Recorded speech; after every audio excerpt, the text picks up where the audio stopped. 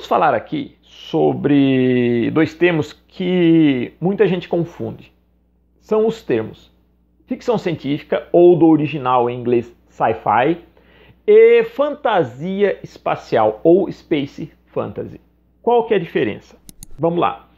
O fato de uma história se passar no universo, em qualquer parte do universo, com planetas, civilizações alienígenas, batalhas épicas espaciais, não quer dizer necessariamente que essa história seja ficção científica. Só pelo fato de se passar no espaço, não quer dizer necessariamente que seja uma ficção científica. Porque o termo ficção científica já diz tudo. É uma ficção, tem que ser uma ficção, lógico, é uma história, é uma criação, mas científico tem que ter alguma coisa de cunho científico, algo relacionado à ciência, seja na questão da engenharia espacial, ou na parte da biologia, ou até numa civilização utópica lá no espaço. Então a gente tem que trabalhar muito esses conceitos para que seja classificado de ficção científica. O fato de você ter uma aventura épica espacial, mas sem a presença clara da ciência, então não é ficção científica, é simplesmente uma fantasia espacial, ou space fantasy.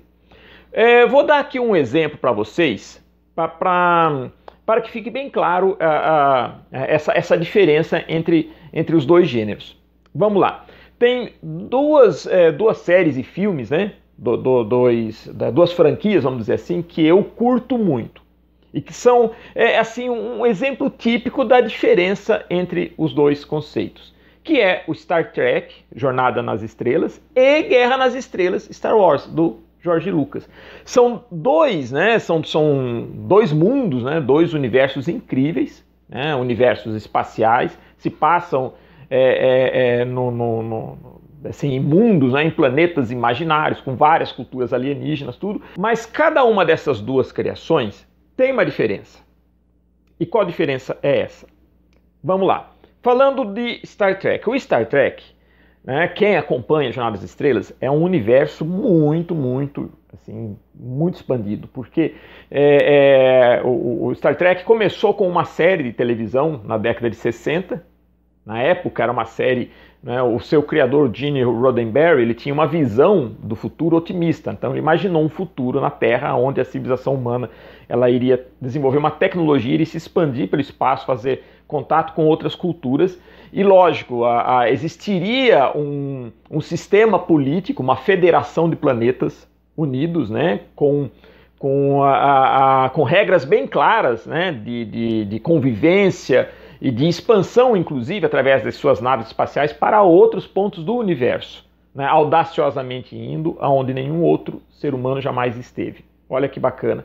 E nessas aventuras, se abordava muito essa questão, né, nessa série, e depois passou a ser usado também, lógico, nos filmes e nas outras franquias, sempre mantendo isso como premissa, de que o contato entre as culturas deve se respeitar alguns fundamentos. Um deles, primordial, é a não interferência na cultura. Quando uma nave da Federação encontra um planeta que já tem a sua civilização, sua cultura, eles procuram evitar interferir na cultura do planeta. Então eles têm todo um aspecto diplomático para fazerem contato, para fazerem uma abordagem, né? E muitas vezes o interesse é fazer esse planeta também parte da federação de planetas. Isso é um aspecto de Star Trek, né? É o aspecto, vamos dizer assim, de organização social e política. Aí já entra, então, a ciência também, né? Então, existe um critério de relação entre essas diversas culturas alienígenas que estão no espaço, né? Então, isso é respeitado em todos os filmes e séries, né, da franquia Star Trek, que vieram depois dessa série inicial da década de 60, que é uma coisa muito interessante. Na época, muitos escritores de ficção científica conhecidos passaram a gostar demais da série e dar sua contribuição. O Star Trek tem um corpo de cientistas que ajudam a desenvolver os conceitos que são aplicados na série. Então, todo roteirista que faz a história tem que respeitar algumas premissas, né, que tenham uma certa... que o aspecto que apareça lá de tecnologia, de viagem espacial, tenha um sentido. Não seja simplesmente algo aleatório. Há uma explicação, tenta-se fazer uma explicação coerente para a propulsão das naves. Então existia, né, o cristais de lítio, que era o grande combustível das naves espaciais, e conforme a série foi avançando, foram se criando outros conceitos, mas sempre dentro de uma lógica, né? As guerras e as batalhas travadas em Star Trek não são simplesmente aleatórias, uma nave vem, outra vai, invade e dispara raio. Não, existe todo um preparo. Então, para se disparar um raio, você tem que ativar, você tem que falar com a engenharia da nave para que ative os canhões. Então, existe um procedimento. Isso é muito interessante. É por isso que o Star Trek, apesar da aventura épica no espaço, é considerado ficção científica. Porque tudo o que acontece tem que ter uma lógica, uma coerência e muitas vezes que seja científico mesmo. Por exemplo, em Star Trek, mesmo que a gente ainda não viaje pelo tempo, a gente não tenha tecnologia, não consiga viajar pelo espaço, né, pelo universo, procura-se explicar de uma maneira que seja convincente e se usando até de terminologias científicas essa viagem. Explorando, por exemplo, o atalho através de dobras espaciais dentro do universo, que hoje é estudado pela física, né? Os tais buracos de minhoca. Então existe uma série de teorias na física, inclusive quando no Star Trek se faz uma viagem no tempo, se explica por que faz a viagem, qual o ponto do universo que eles estão para fazer essa viagem, como isso pode interferir na história. Então existe todo um aparato científico para explicar o que acontece, mesmo que pareça uma coisa para nós no momento impossível, mas se dá uma visão científica. Algo do tipo que, se fosse possível, seria assim. Se usaria essa ciência, se usaria alguns conceitos científicos que você não pode escapar, né? Você não simplesmente pode jogar uma nave no espaço sem explicar por que ela está no espaço. Qual o combustível que ela usa, como que por dentro a tripulação se comporta, que mantenha a tripulação viva. Quais são os setores dentro da nave espacial onde tem o alojamento, a engenharia. Então tudo isso é explorado em Star Trek. Então Star Trek realmente é uma ficção científica. Pode ser colocado na categoria ficção científica. Agora vamos falar de Guerra nas Estrelas. Já a Guerra nas Estrelas é uma aventura épica também, né? Mexe com vários planetas, várias culturas, tem muita batalha espacial, mas não há uma preocupação em explicar cientificamente essas coisas. Então, em Guerra nas Estrelas, apesar de haver uma luta imperial do Império, né, contra os rebeldes, que por si só já é uma aventura épica, mas fora isso, você não tem abordagem científica em Guerra nas Estrelas. O próprio George Lucas se incomodou muito quando Guerra nas Estrelas fez sucesso e era classificado como ficção científica. Ele deixava bem claro que Guerra nas Estrelas não era ficção científica. Ele se referia à sua obra como uma space opera, e depois a gente passou a categorizar como space fantasy, ou fantasia espacial. Ou seja, ele só queria ter um lugar, criar um universo, criar conflitos onde pudesse desenvolver essas histórias com personagens cativantes, né? Com belas paisagens, ou às vezes até paisagens exóticas, culturas diferentes. Ele queria basicamente isso. E, lógico, criar esse conflito épico do bem contra o mal, que atravessa gerações. Essa era a ideia dele. Ele não estava preocupado em explicar o combustível que movia a nave, ou por que movia.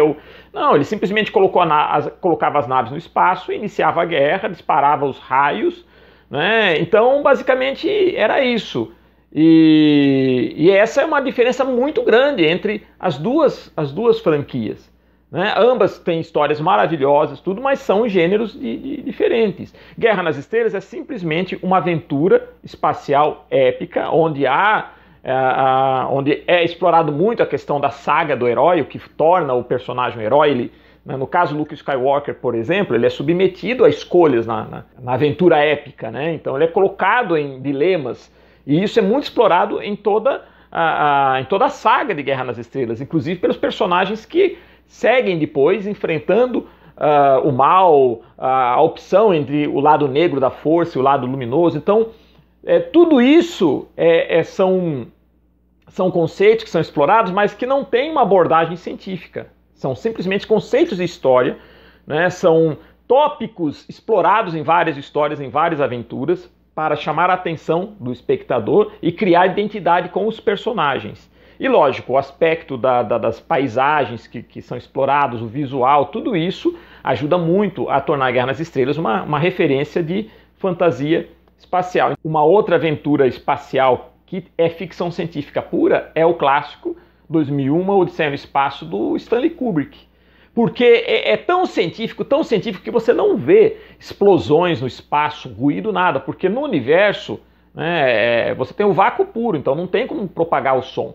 Coisa que, inclusive em Star Trek, isso é deixado um pouco de lado pela licença poética. Outra coisa também no 2001 é justamente isso, por ser lento. Então você tem uma estrutura narrativa no filme cuja preocupação é justamente mostrar essa questão da conquista do espaço e o choque com uma cultura alienígena que não é um ser biológico, um ser como a gente imagina nesses outros filmes, né? Essas outras obras, com olho, ou tentáculo, ou garro, com uma biologia conhecida. Não, ele imagina esse ser, né, como sendo um monólito, uma figura que não é biológico.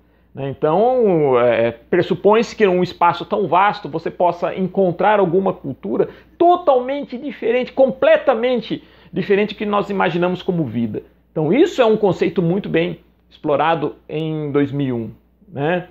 Outra obra também que podemos considerar ficção científica é o Alien. O Alien é a mesma coisa. O Alien tem muito dessa abordagem biológica, né? Da construção daquele ser, a sobrevivência dele. No universo dos super-heróis, por exemplo, nós temos também o uso da paisagem espacial, do universo, de batalhas e guerras no espaço. O próprio Superman, ele é um alienígena. Interessante que a história do Superman começa como ficção científica. A ideia dos criadores, o quadrinho, seria no começo uma ficção científica, de um ser alienígena que chega na Terra e por causa de ele estar num planeta com gravidade diferente, ele adquire poderes, né? No caso do quadrinho original, seria a capacidade de dar saltos, né? De saltar. Ele não voava no quadrinho original. Depois isso foi sendo modificado com o tempo. Mas no início era como uma ficção científica, era uma história de ficção científica. Só que aí inaugura um novo gênero que é o dos super-heróis. Então, pessoal, eu acho que ficou claro para vocês a diferença do que é ficção científica de fantasia espacial. Eu acho que dá para se ter uma boa noção agora. Toda vez que você assistir um filme, ler um livro, quadrinhos, ou sei lá, tiver contato com alguma obra que tenha o universo como pano de fundo, como cenário, fique atento. Se você tem simplesmente uma aventura épica, onde os personagens são apresentados e a trama se desenvolve sem haver uma preocupação com qualquer fundamento científico, aí você tem a fantasia espacial. Por outro lado, se você tem todos esses elementos, mas há uma preocupação numa abordagem científica, seja ela na questão da física, para explicar uma propulsão, uma determinada energia, explorar novas energias, ou na área de biologia, mutação, experiência genética, ou até na questão social, né? Tentar explicar como aquela sociedade se desenvolve, choques culturais, tudo, aí você tem a ficção científica. Então é muito claro isso daí. A simples aventura no espaço, com batalhas, com romance, com personagens, é a fantasia espacial. A aventura no espaço, mas contendo elementos, teorias e explorar possibilidades em qualquer aspecto científico, social, biológico, tal, aí você tem a ficção científica, tá certo? E aí, vocês gostaram dessa minha explicação? Vocês concordam? Vocês discordam? Deixem seus comentários, vamos fazer um debate legal aqui, tá? E curtam esse vídeo, compartilhem, ativem o sininho para ficar sempre informado dos vídeos aqui no nosso canal e se inscrevam no nosso canal. Tá joia? Então, pessoal, até a próxima e fica aqui aquela minha mensagem de sempre. Seja um herói, espacial ou não, mas seja um herói, mesmo que seja terrestre. Seja sempre um herói. Até a próxima.